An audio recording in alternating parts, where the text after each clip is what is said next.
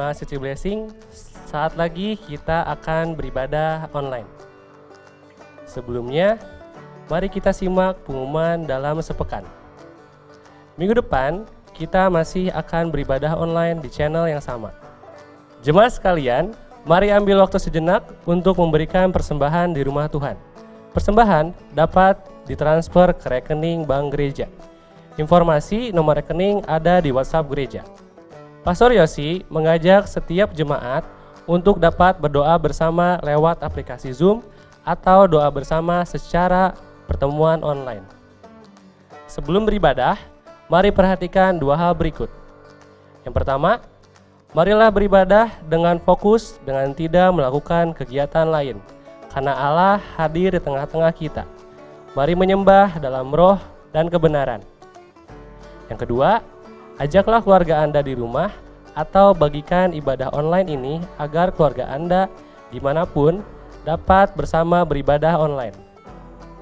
Terima kasih, selamat hari Minggu, Tuhan memberkati.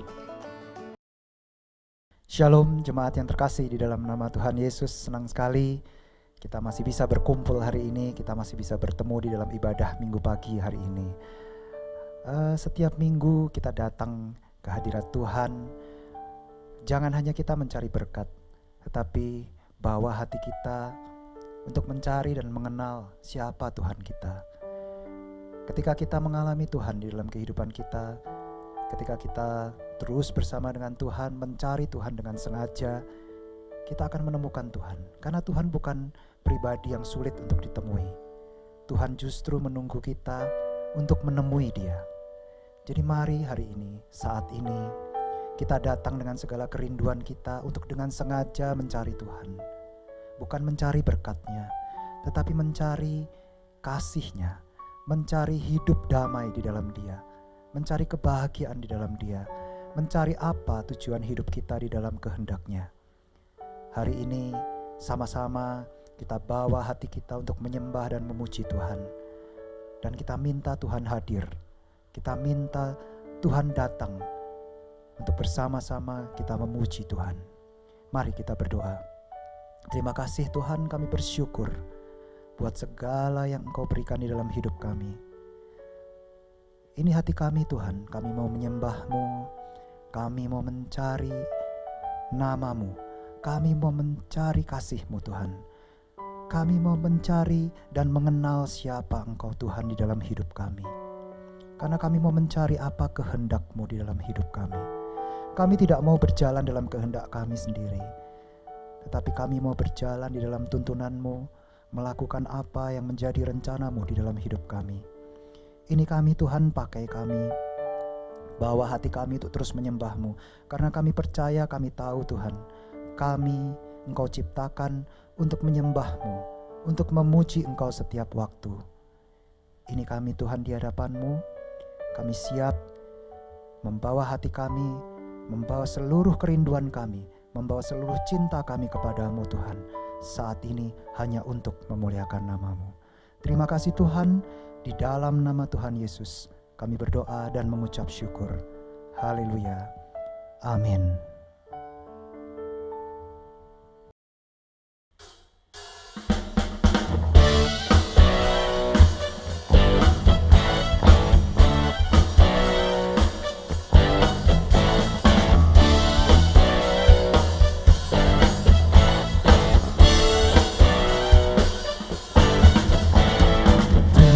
Sukacita surga, itulah kekuatan bagi jiwa. Ku dapat rasakan kasih-Nya di tengah badai yang bergelora. Terima sukacita surga, itulah kekuatan bagi jiwa. Ku dapat saksikan kuasa-Nya, taklukkan badai yang bergelora. Haleluya, Kau ada dalam hatiku, takkan patah semangatku, takkan hilang kekuatanku. Haleluya, ku mau mau bersorak bagimu, sukacita surga nyata penuhiku.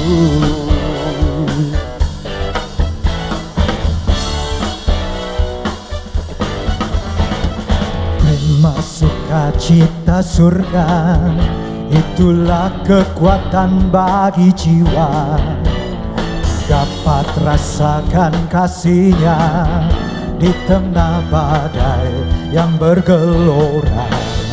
Prima sukacita surga, itulah kekuatan bagi jiwa, dapat saksikan kuasanya, taklukkan badai yang bergelora. Haleluya, Kau ada dalam hatiku, takkan patah semangatku, takkan hilang kekuatanku. Haleluya, ku mau bersorak bagimu, sukacita surga nyata penuhiku. Haleluya, Kau ada dalam hatiku, takkan patah semangatku, takkan hilang kekuatanku. Haleluya,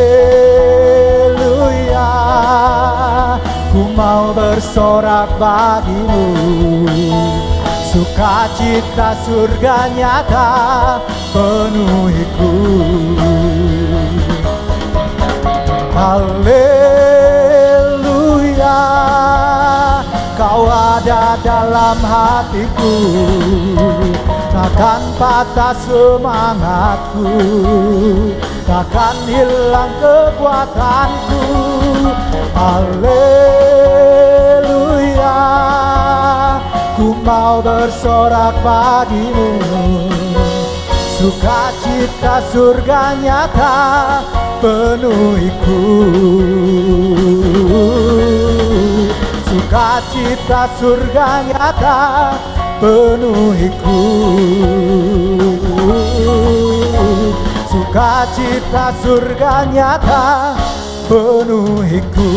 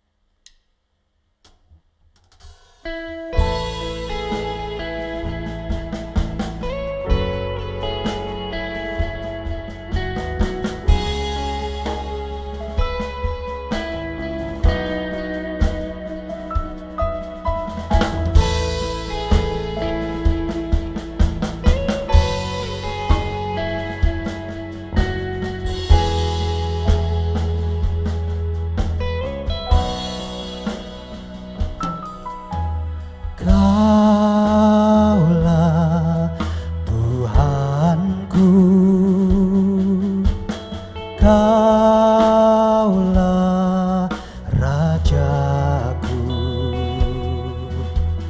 Kau yang termulia di bumi dan di surga.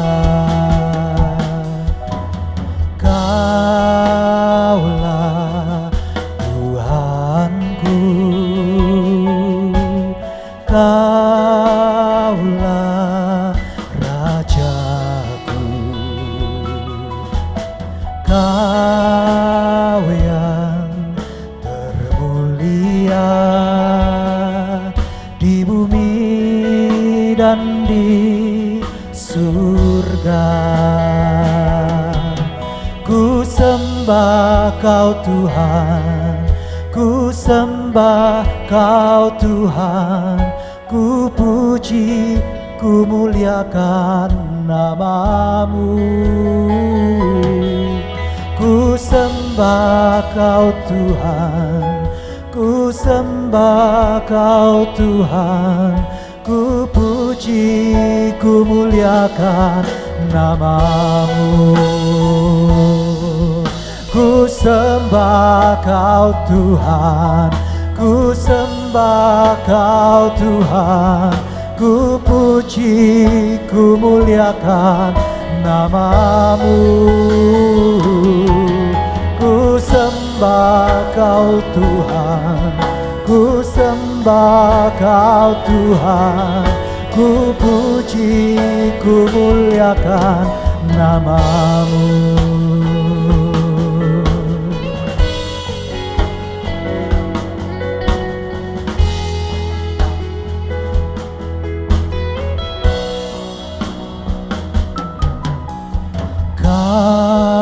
Kaulah Tuhanku,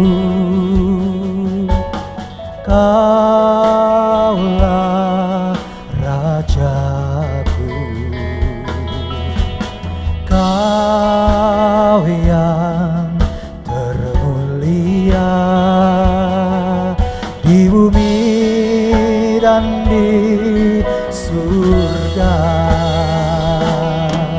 Ku sembah Kau Tuhan, ku sembah Kau Tuhan, ku puji, ku muliakan namamu. Ku sembah Kau Tuhan, ku sembah Kau Tuhan, ku puji, ku muliakan namamu.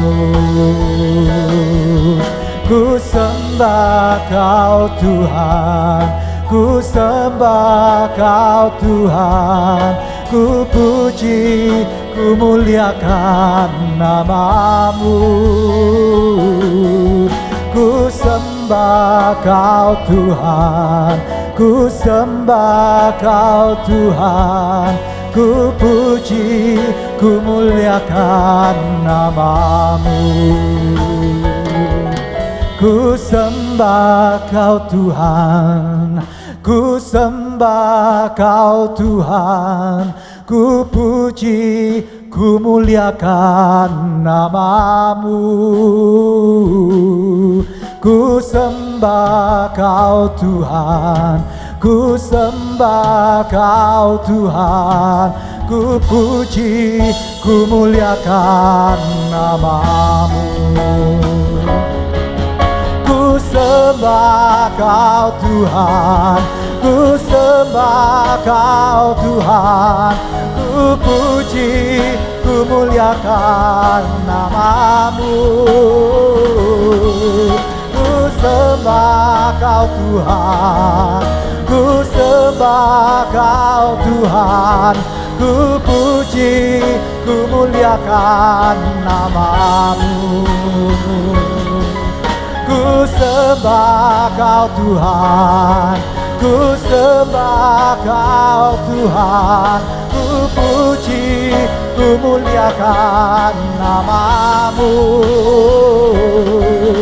Ku sembah Kau Tuhan, ku sembah Kau Tuhan, ku puji, ku muliakan namamu.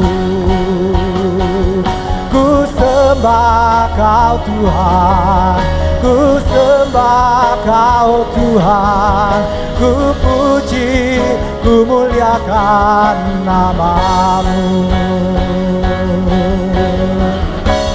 Ku angkat hatiku, ku pandang kekudusan-Mu. Saat ku sembah, ku puji-Mu, ku rasakan kehadiran-Mu Tuhan. Ku angkat hatiku, ku pandang kekudusan-Mu. Saat ku sembah, ku puji-Mu, ku rasakan kehadiran-Mu Tuhan. Ku angkat hatiku, ku pandang kekudusan-Mu. Saat ku sembah, ku puji-Mu, ku rasakan kehadiran-Mu Tuhan. Ku angkat hatiku,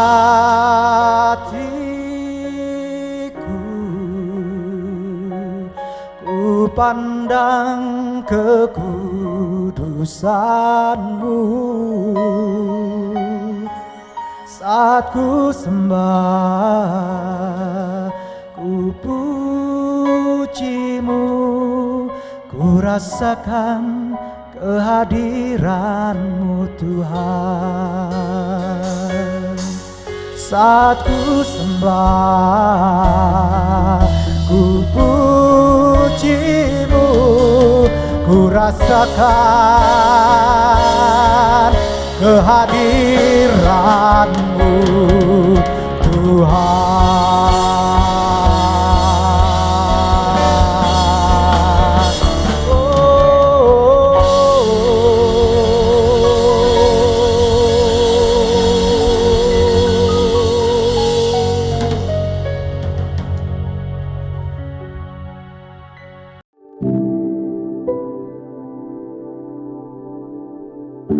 Shalom Jemaat GKA City Blessing, apa kabarnya? Saya berdoa semua dalam keadaan baik-baik saja, dalam melimpah dalam ucapan syukur, dan semua ada dalam kuasa perlindungan Tuhan.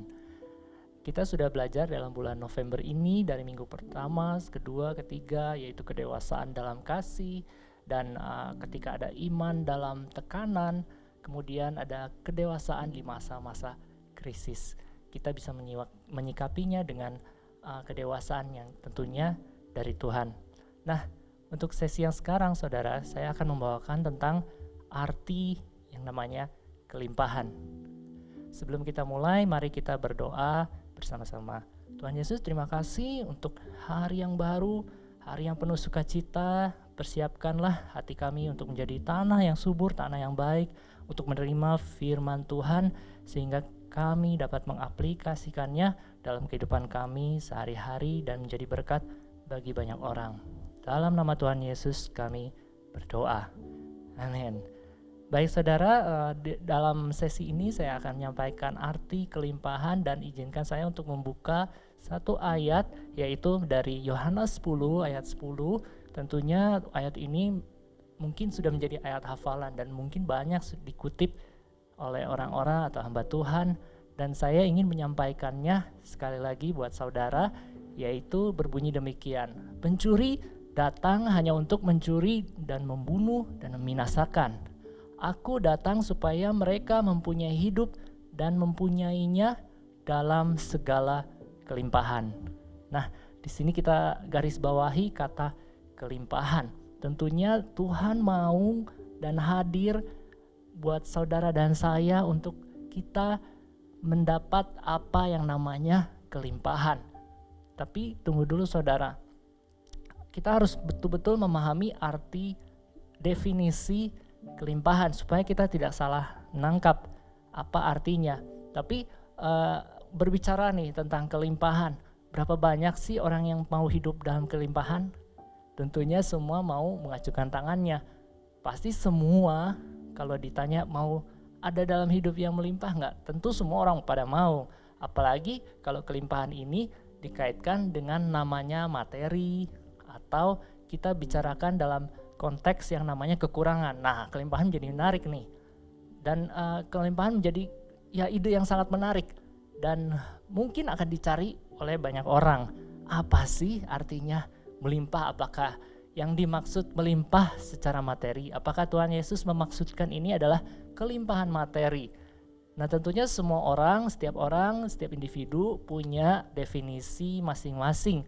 Ada yang mungkin dikaitkan dengan, kalau saya melimpah, nanti kalau saya punya rumah sendiri, yang sekarang mungkin masih ngontrak atau ngekos, atau nanti saat tabungan saya udah banyak nih, sudah penuh, udah berkelimpahan, itu baru yang namanya melimpah.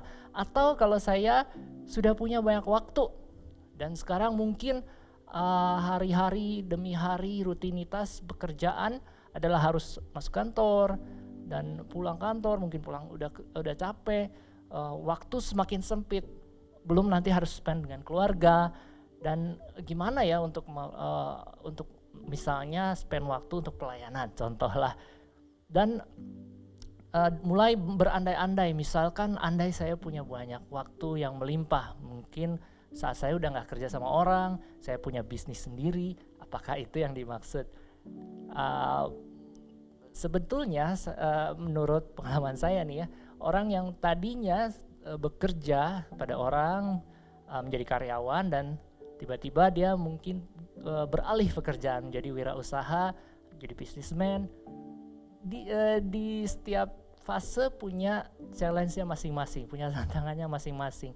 Mulai mungkin nanti aja kalau saya mau pelayanan saat saya udah bisnis sendiri, dan saat sudah berbisnis sendiri sudah waktu sih banyak, cuman pemikirannya masih kepada bisnis itu. Misalkan dia harus keluar kota, harus berlibur dengan keluarga, tapi masih pegang HP untuk mengurus karyawannya atau mengurus bisnisnya dan segala macam.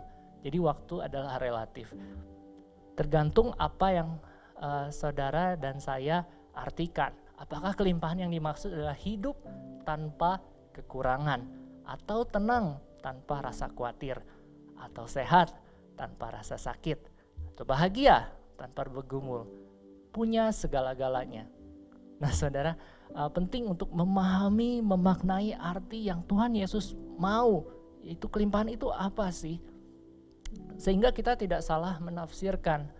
Ya misalkan kalau saya sebagai seorang suami gitu ya, disuruh untuk belanja, tolong belanjain santan dong, yang bisa-bisa saya suka struggle. Kadang saya juga belinya nata de coco misalkan, atau diminta beliin kemangi dong, yang mungkin saya sangat berjuang kalau ke pasar misalkan belinya jadinya seledri.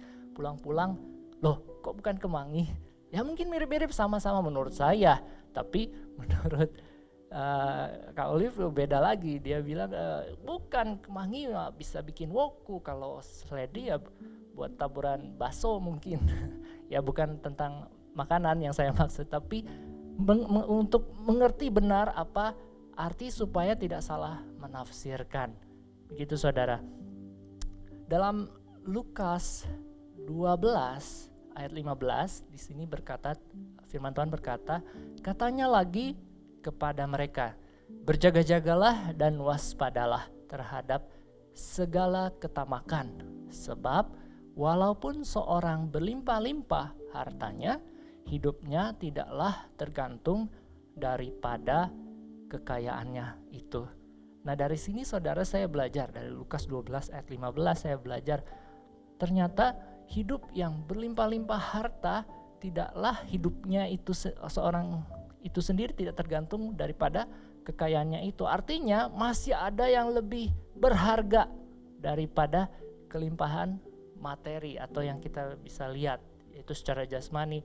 Ada yang lebih penting, ada yang lebih dari ini, yang lebih berharga, yang kita bisa mengerti apa sih yang bisa kita kejar, apa sih yang lebih berharga. Nah, saya senang saudara dengan Alkitab, firman Tuhan. Firman Tuhan menjelaskan hal ini dengan sangat struktur.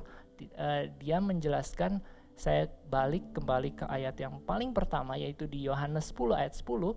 Di sini dikatakan dulu, iblis, yaitu si jahat, dia adalah sebagai pencuri yang tugasnya mencuri, membunuh, dan membinasakan. Diceritakan itu dulu. Nah, menurut bahasa aslinya, bahasa Greka atau bahasa Yunani, pencuri di sini yang dimaksud adalah kleptes. Tentu kalau kita pernah dengar istilah klepto, yaitu seorang yang suka mencuri padahal dia sendiri mungkin gak butuh, tapi demennya, pengennya mencuri aja, pengen ngambil milik orang lain, bukan miliknya sendiri. Nah iblis seperti ini saudara. kita harus tahu ciri-cirinya. Dia mau merebut sesuatu dan inginnya mengambil, mencuri aja. Itu kebiasaan dia. Dan apa yang dicuri, saudara? Saudara, yang pasti yang lebih berharga, yang tadi saya sebutkan, kekayaan tidak lebih berharga daripada sesuatu yang sangat berharga. Apa itu yang dicuri? Nanti saya akan jelaskan di poin berikutnya. Dan biasanya yang tercuri atau yang kehilangan biasanya tidak menyadari atau terlambat menyadari. Mungkin bisa sehari, seminggu, sebulan baru sadar, baru ngeh gitu, baru dirinya kecurian. Nah, apa saudara, apa yang menurut saya dan menurut firman Tuhan juga, apa yang paling berharga? Bagaimana kita bisa merasa melimpah kalau selalu kecurian? Yang pertama adalah iman. Iman yang iblis pengen banget ambil daripada saya dan saudara. Dia tahu itu sangat berharga. Bagaimana kita tahu iman adalah berharga? Ya saudara, dikatakan di dalam firman Tuhan, orang yang punya iman adalah bahasanya yang dikenal oleh Tuhan Yesus sendiri. Ini adalah bahasa surga. Surga mendengar kalau ada kata iman di sana. Dan Tuhan pengen selalu ingin merespon, ingin cepat-cepat merespon kalau diketemukan adanya iman. Contohnya saja misalkan di dalam Alkitab dikatakan ada wanita yang sakit pendarahan. Dan dia punya yang namanya iman, dan dia bilang hanya menjamah jubahnya saja, maka saya akan sembuh. Ada iman. Dan Tuhan Yesus sendiri mungkin lagi sibuk berjalan, gak sadar, gak apa, tapi dia merasakan ada kuasa yang keluar daripada dia, yaitu ada iman. Itu bahasa yang Tuhan mau kadang menggelitik buat dia, dan dia mau cepat-cepat mau meresponi iman tersebut. Bayangkan saudara, iman sangat-sangat penting. Tuhan mau sekali merespon kalau ada diketemukan iman dalam saudara dan saya. Dan iman menimbulkan yang namanya pengharapan. Bayangkan kalau kita sudah gak ada harapan, harapan itu dicuri oleh iblis, iman dicuri, hopeless, tidak punya harapan. Inilah yang pengen banget iblis curi dari saudara dan saya. Yang kedua saudara, yaitu adalah damai sejahtera atau shalom. Damai sejahtera ini sangat penting, dan ini dikatakan dalam Yohanes 14 ayat 27 dikatakan begini. Damai sejahtera kutinggalkan bagimu, damai sejahteraku kuberikan kepadamu, dan apa yang kuberikan tidak seperti yang diberikan oleh dunia kepadamu. Jangan gelisah dan gentar hatimu. Ini adalah damai sejahtera, adalah hal yang dititipkan Tuhan kepada kita. Dia tinggalkan yang namanya, saat dia naik ke surga, dia tinggalkan yang namanya shalom, damai sejahtera ini kepada Anda, kepada saudara. Dan ini bukan sama seperti yang diberikan dunia, tapi diberikan dari surga. Inilah yang paling berharga. Dimana kalau ada damai sejahtera, kita diberikan kemampuan untuk melangkah, atau kita diberi kemampuan untuk memberi suatu keputusan. Benar kan saudara? Saat kita lagi mengambil keputusan harus ada damai sejahtera dulu. Iya enggak? Beli tidak? Melangkah tidak? Butuh yang namanya damai sejahtera. Kita nggak mungkin bisa melakukan suatu keputusan saat kita lagi khawatir atau lagi marah-marah, lagi emosi. Tidak mungkin kita mengambil langkah yang tepat. Biasa penelitian seperti itu. Setiap kali emosi, mending jangan berkata-kata atau memutuskan sesuatu, karena pasti bisa salah. Dibutuhkan damai sejahtera. Ini adalah sumber hikmat dari Tuhan, sehingga kita mampu memutuskan apa yang baik, apa yang sejalan dengan hatinya Tuhan. Penting saudara, jaga damai sejahtera kita, karena ini yang diincar atau dicuri, pengen dicuri oleh si jahat. Yang ketiga saudara adalah sukacita. Kenapa saudara? Bayangkan orang yang punya sukacita, punya gairah, punya passion, punya semangat berapi-api, dia akan memberi banyak berkat bagi banyak orang, memberikan senyuman. Dalam misalkan aja kalau kita ajak makan orang yang punya sukacita gitu ya, nggak perlu harus ke restoran mahal, mungkin harus cuma ke kaki lima saja, atau ya ke warung-warung yang makanannya seadanya, tapi kita lagi ngobrol asik, ketawa-ketawa, ada canda tawa, ada sukacita, rasanya asik ya. Bayangkan kalau kita misalkan kalau makan gitu ya di restoran berbintang, makanannya luar biasa dari chef, tapi yang kita hadapi orang yang murung, yang nggak ada gairah, hopeless, nggak ada sukacita. Apalagi kalau kita lagi sama pasangan kita dan pasangan kita murung banget. Bayangkan rasa makanan walaupun seenak apapun jadi nggak enak, saudara, karena nggak hilang namanya sukacita. Jadi sukacita ini sangat penting untuk kita jaga sehari-hari, setiap harinya.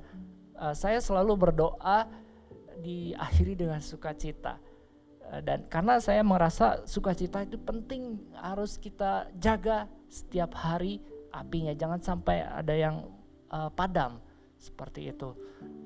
Saat kita punya ketiganya, saat kita punya iman, saat kita punya sukacita, iman bahasanya surga, saat kita penuh pengharapan, saat kita bebas dari kekhawatiran dan kita punya sukacita, saat kita terjadi masalah, misalkan aja saat uang hilang atau ditipu, dicuri, tapi kita masih punya ketiganya ini, kita masih punya iman, kita masih punya sukacita, dan kita masih punya damai sejahtera dari Tuhan, kita pasti gampang untuk mendapatkannya kembali. Apa yang hilang bisa dicari lagi, karena saat kita hilang kita punya pengharapan baru, kita punya iman baru, kita punya damai sejahtera untuk diberikan hikmat untuk melangkah step berikutnya, dan kita punya sukacita dalam menghadapi hari demi hari, sehingga berkat Tuhan turun atas kita dan kita mungkin bisa pasti bisa mendapatkannya kembali apa yang hilang. Mungkin saat Anda di PHK atau saya di PHK, pernah di PHK, saya pernah punya pengalaman, dan bukan karena kesalahan saudara atau kesalahan saya. Percayalah, saat punya ketiganya, yaitu iman, damai sejahtera, sukacita, kita bisa mendapatkan pekerjaan yang malah lebih baik dari yang pada sebelumnya. Dan mungkin kalau diputuskan pacar nih bagi anak-anak muda, saat kita punya ketiga hal ini, Tuhan pasti akan sediakan yang lebih baik, pasangan yang lebih baik buat saudara. Oke? Kita sudah tahu bagaimana ciri-ciri nih si jahat, si iblis dalam melakukan tindakannya, yaitu mencuri yang penting, yang berharga, yang lebih daripada harta kekayaan, yaitu damai sejahtera, sukacita, dan iman. Dan Tuhan datang untuk memberikan hidup, supaya orang mempunyai hidup, dan tidak hanya hidupnya dalam kelimpahan. Apa arti sebenarnya, saudara? Poin pertama yang saya mau kasih tahu, kelimpahan mengalir dari dalam keluar, inside out.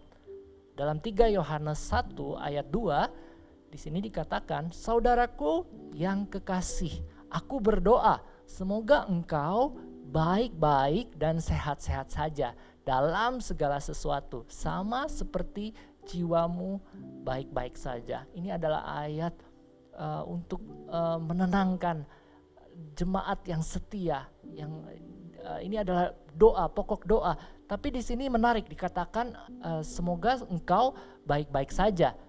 Baik-baik saja, di sini kata baik-baik. Saya penasaran dengan kata baik-baik. Ternyata di terjemahannya dalam NKJV, New King James Version, di sini dikatakan, Beloved, I pray that you may prosper in all things and be in health just as your soul prospers.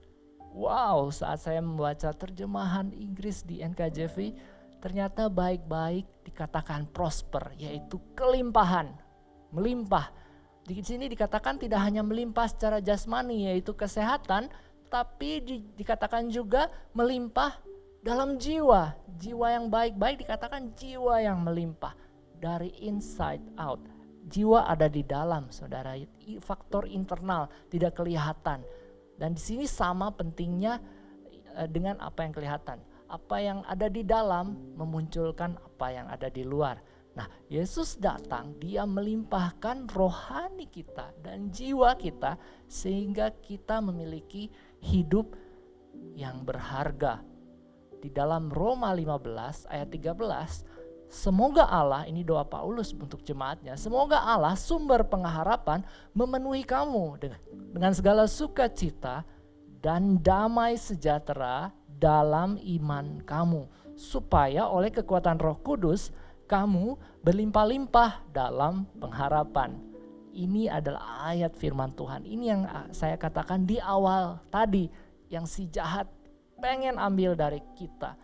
Di sini dikatakan kita harus melimpah, memenuhi kamu dengan segala sukacita, damai sejahtera dalam iman, supaya memiliki pengharapan yang berlimpah-limpah. Saudara, 3 poin ini sangat-sangat penting sesuai yang dikatakan dalam Roma tadi. Kesehatan materi masih ada di area eksternal kita. Semua yang kita miliki, tabungan kita, mungkin kesehatan kita, ini semua ada di faktor eksternal, yaitu jasmani kita. Padahal segala sesuatu dipengaruhi oleh faktor internal. Nah, saya suka, saudara, minggu kemarin Pastor Eric sudah membagikan nih buat anak-anak muda City Blessing, berbagai provinsi, bahkan ada di luar negeri, memberikan salah satu poin penting, yaitu protect your soul, jaga jiwamu, jaga dengan baik-baik. Dan Pastor Daud juga waktu pada akhir sesi berkata, jaga juga jiwamu karena jangan sampai tersumbat. Karena sampai tersumbat, roh Tuhan yang ada pada kita gak memampukan kita bisa mendengar suara Tuhan dengan baik. Roh ini pengen berkata, tapi karena jiwanya ada dalam kekurangan, tidak ada melimpah, tidak dalam keadaan baik-baik, maka akan sangat sulit mendapat hikmat dari Tuhan atau mendengar suara Tuhan atau melakukan kehendaknya. Di sini dikatakan jiwa sangat-sangat penting. Protect, jaga jiwa. Ini adalah mempengaruhi roh dan mempengaruhi jasmani. Yaitu di eksternal, jiwa ada di tengah-tengah manusia yang menjembatani roh Tuhan dan apa yang terjadi di hidup kita. Makanya kelimpahan mengalir dari dalam keluar. Yang kedua, saudara, kelimpahan diawali dengan kata cukup. Menarik, saudara. Kelimpahan tidak bisa Anda nikmati atau saya nikmati kalau sebelum saudara berkata cukup. Orang yang mempertahankan kedewasaannya adalah orang yang mengenal kata cukup. Cukup adalah suatu keputusan. Tidak mudah dikatakan saat lagi ada kenikmatan, ada keberuntungan, lagi melimpah, lagi banyak-banyaknya order. Kata cukup adalah sebuah keputusan. Dan menarik, saudara, saya kasih ilustrasi. Saya punya anak umur 2 tahun, si Ezi. Kalau dikasih tontonan kartun gitu ya, kartun disuruh nonton, nah sulit untuk anak kecil untuk berkata cukup ya. Oh, kalau dia nggak diawasi, nggak dikasih tahu, nonton aja terus, asik dengan tontonannya misalkan. Nah, anak kecil, saya juga pernah jadi anak kecil dan waktu itu seneng main game. Kalau nggak diteriakin mama, saya nggak pernah berhenti itu main game. Dan memang sangat sulit karena kata cukup hanya dimiliki oleh seseorang yang dewasa. Orang yang sudah bertumbuh akan mengerti arti kata cukup. Saat orang menjadi dewasa, dia mampu dan mampu berkata cukup, dia mampu adalah orang yang mampu menguasai dirinya sendiri, punya disiplin yang tinggi, dan mampu menguasai segala keinginan dagingnya. Hal itu akan menunjukkan kedewasaannya dalam mengikuti Tuhan Yesus. Saat ada kata cukup, Anda punya kemampuan dalam mengelola. Karena tadi yang ada penguasaan diri, ada disiplin tinggi, kita dimampukan untuk menjadi pengelola yang baik. Pengelola, karena dikatakan dalam firman Tuhan, dalam Lukas 12, saya lanjut saudara, ayat 19. Sesudah itu, aku akan berkata kepada jiwaku, jiwaku ada padamu banyak barang, tertimbun untuk bertahun-tahun. Lamanya beristirahatlah, makanlah, minumlah, dan bersenang-senanglah.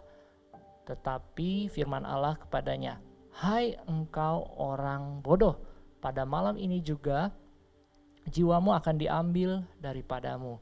Dan apa yang telah kau sediakan untuk siapakah itu nanti? Demikianlah jadinya dengan orang yang mengumpulkan harta bagi dirinya sendiri, jikalau ia tidak kaya di hadapan Allah. Jikalau ia tidak kaya di hadapan Allah.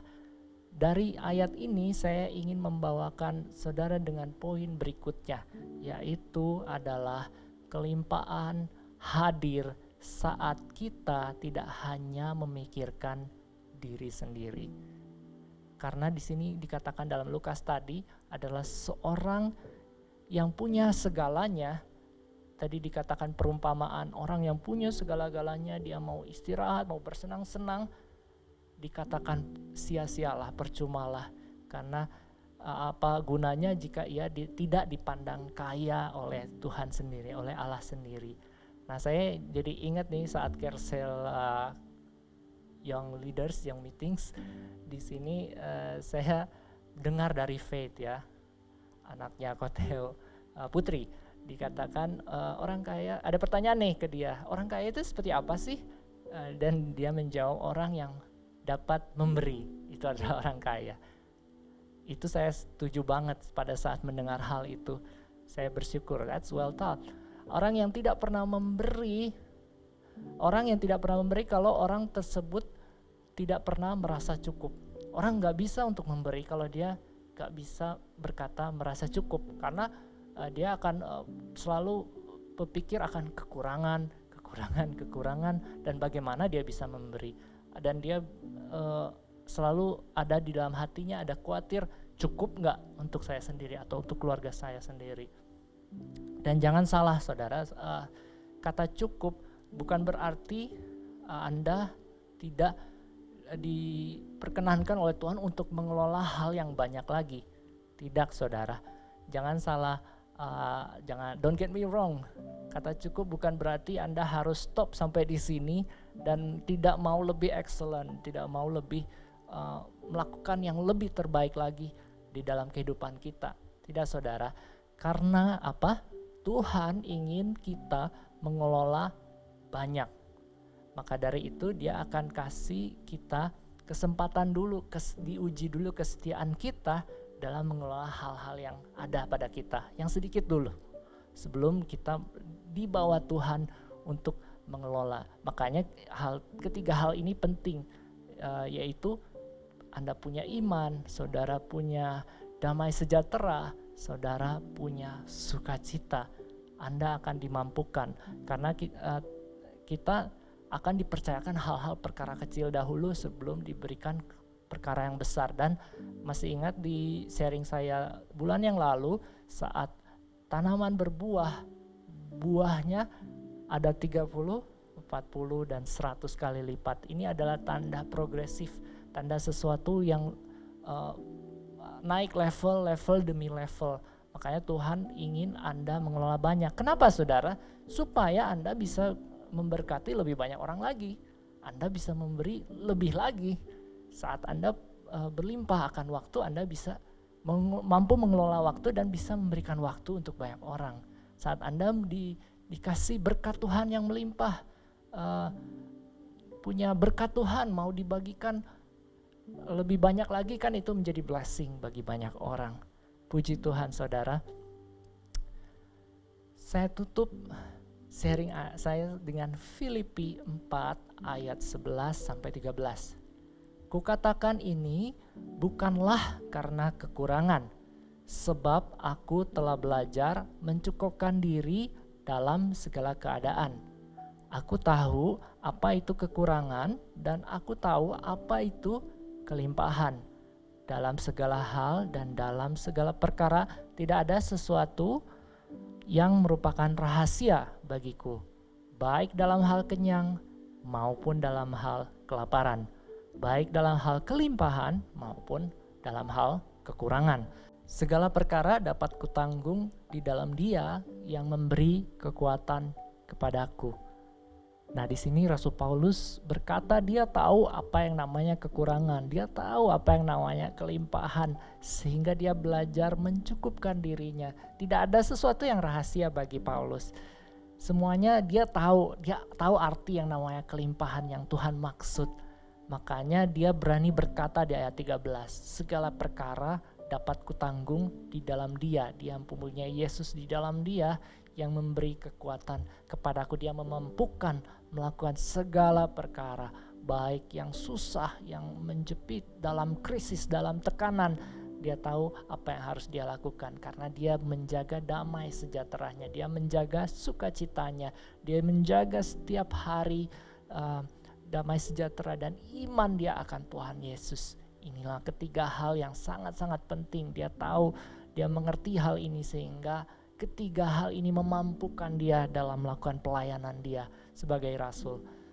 Saya berharap semua saudara jemaat City Blessing yang mendengar hal ini sekarang mengerti apa artinya kelimpahan, apa artinya kaya di hadapan Tuhan Yesus, kaya di hadapan Tuhan. Luar biasa ya kalau kita dipandang kaya oleh Sang Bapa kita di surga.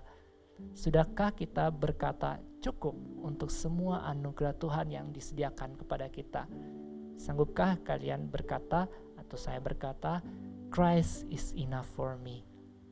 Anugerahmu, pribadimu cukup dalam kehidupanku sehari-hari. Dari sini saat kita melakukan hal ini sangat mudah untuk kita berkata dan mengucap syukur. Dan mengucap syukur adalah rahasianya sendiri apa saudara? Saat ada ucapan syukur ada mujizat di depan sana yang bisa Tuhan singkapkan, yang tidak pernah dipikirkan oleh kita, disediakan Tuhan. Terima kasih saudara, inilah sesi kali ini.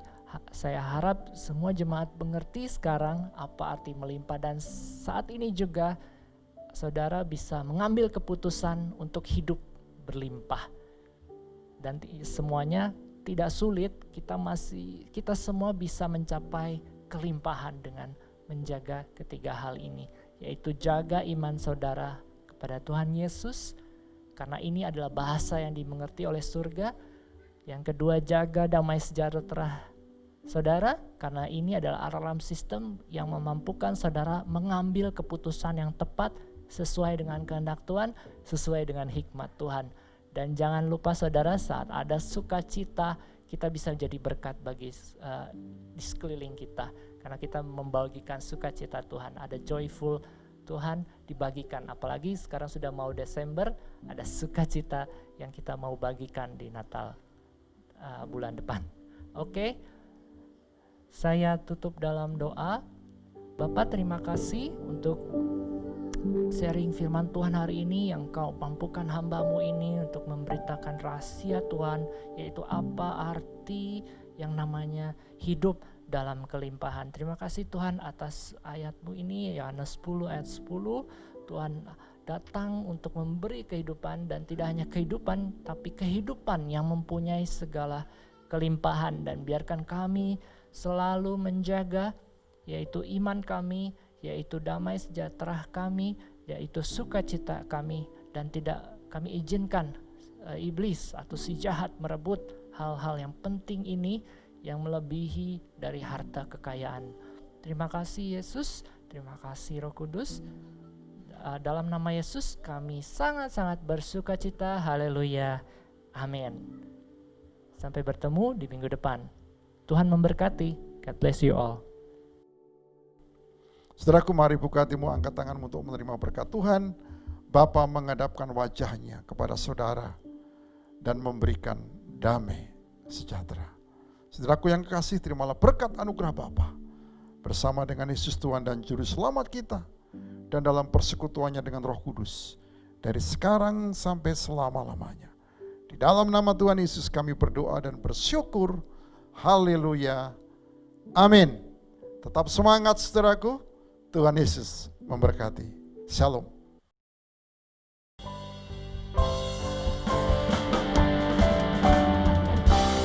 Ku ingin tetap di sini, menikmati bait-Mu.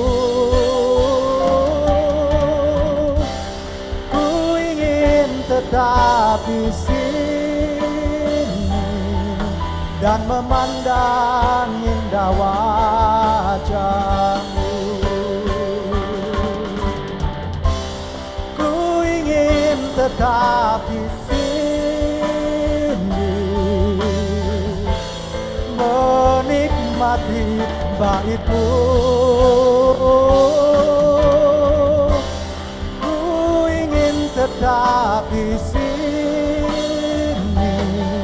dan memandang indah wajah-Mu,